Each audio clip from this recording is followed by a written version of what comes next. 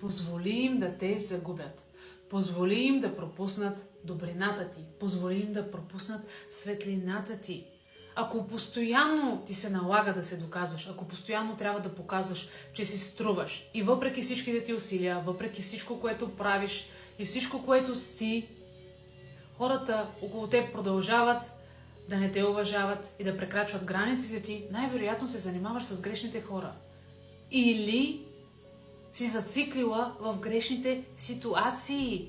Понякога просто е добре да пуснеш ситуациите, да пуснеш хората да си тръгнат.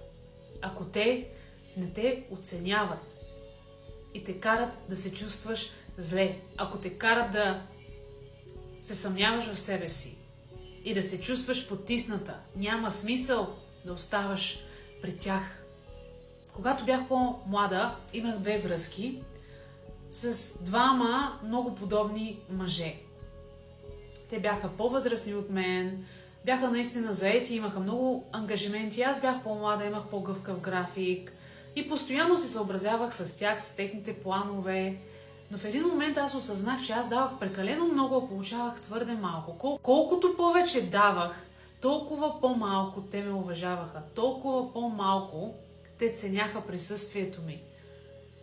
И в един момент аз осъзнах, че е най-добре да си тръгна и да напусна тези взаимоотношения, защото те не бяха взаимни. И истината е, че някои хора не са способни да обичат дори себе си. И това, че някой не е способен да те обича, не значи, че ти не заслужаваш да бъдеш обичана. Това, че някой не е способен да те уважава както трябва, не значи, че ти не заслужаваш да бъдеш уважавана. И се струваш, дори в моментите, когато се съмняваш в себе си.